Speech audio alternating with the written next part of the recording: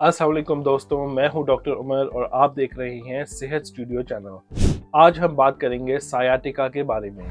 हम डिस्कस करेंगे कि सायाटिका क्या है, इसकी क्या अलामात होती हैं, ये होता क्यों है और इसका इलाज कैसे किया जा सकता है। तो चलिए वीडियो शुरू करते हैं।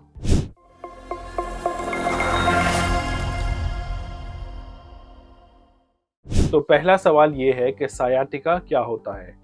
सायाटिका एक आसाबी मसला है जिसमें हमारे स्पाइन से निकलती हुई सायाटिक नर्व पे दबाव पड़ता है। सायाटिक नर्व हमारी स्पाइन से निकलने के बाद हमारी टांग की तरफ जाती है और हमारी टांग की मसल्स या पट्टों को कंट्रोल करती है। इसके साथ साथ हमारी टांग की जिल्द पे से छूने के एहसास को महसूस करने के लिए भी सायाटिक नर्व बहुत ज़रूरी होती है। तो सायाटिका क्यों होता है? सायाटिका की सबसे आम वजह है स्लिप्ड डिस्क। हमारी स्पाइन में सिर्फ एक हड्डी नहीं होती बल्कि बहुत सारी छोटी छोटी हड्डियां साथ मिलकर हमारी स्पाइन बनाती हैं। इन छोटी हड्डियों को वर्टेब्रा कहते हैं।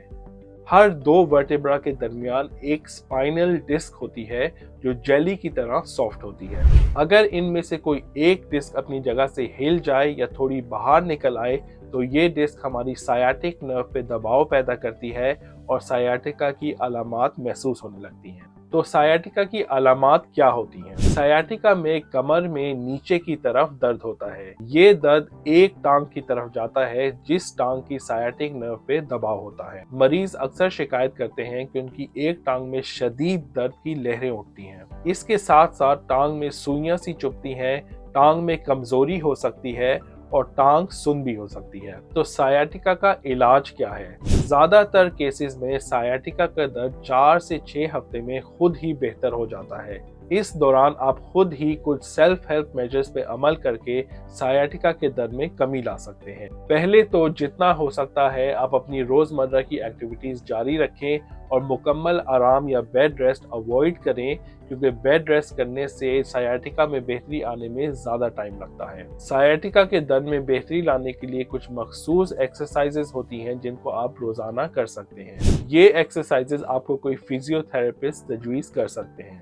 दर्द कम करने के लिए आप फार्मासिस्ट से मशवरा करके पेन किलर्स का इस्तेमाल कर सकते हैं। रात को सोते वक्त अगर आप एक तरफ की करवट लेकर लेटते हैं तो अपने घुटनों के बीच में एक तकिया रखने से आप सायाटिक नर्व पे पड़ने वाले दबाव में कमी ला सकते हैं। अगर इन सेल्फ हेल्प मेजर्स के बावजूद सायाटिका में बेहतरी ना आए या दर्द इतना शदीद हो कि आप अपनी रोजमर्रा की एक्टिविटीज नहीं कर पा रहे तो आपको अपने डॉक्टर से रुजू करना चाहिए। आपके डॉक्टर फिर आपकी कंडीशन के मुताबिक मजीद इलाज तजवीज़ कर सकते हैं। आपके डॉक्टर आपको पेन किलर्स प्रिस्क्राइब कर सकते हैं, आपको सायाटिका की एक्सरसाइजेस के बारे में बता सकते हैं या एक्सरसाइजेस के लिए आपको किसी फिजियोथेरेपिस्ट को रिफर कर सकते हैं।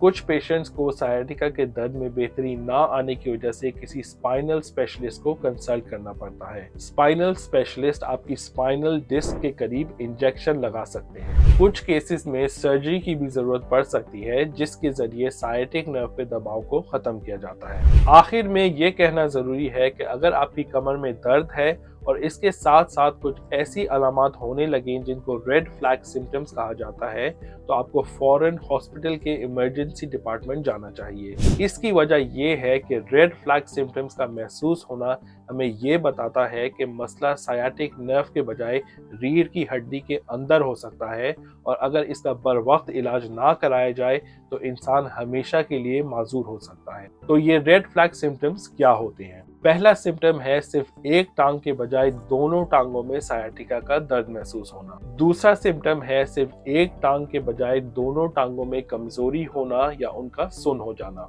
तीसरा सिम्टम है आपके प्राइवेट पार्ट्स का या आपके बैक पैसेज का सुन हो जाना। चौथा सिम्टम है पेशाब करते वक्त शुरू में मुश्किल होना, पेशाब का बिल्कुल रुक जाना या बेइख्तियारी तौर पे पेशाब का निकल जाना। पांचवा सिम्टम है पखाने पे काबू पाना मुश्किल हो जाना और पखाने का बेइख्तियारी तौर पे निकल जाना। तो ये थे 5 रेड फ्लैग सिम्टम्स। इनमें से अगर आपको कोई भी कमर के दर्द के साथ महसूस हो तो आपको फौरन हॉस्पिटल के इमरजेंसी डिपार्टमेंट जाना चाहिए। तो दोस्तों ये थी हमारी आज की वीडियो सायाटिका के बारे में।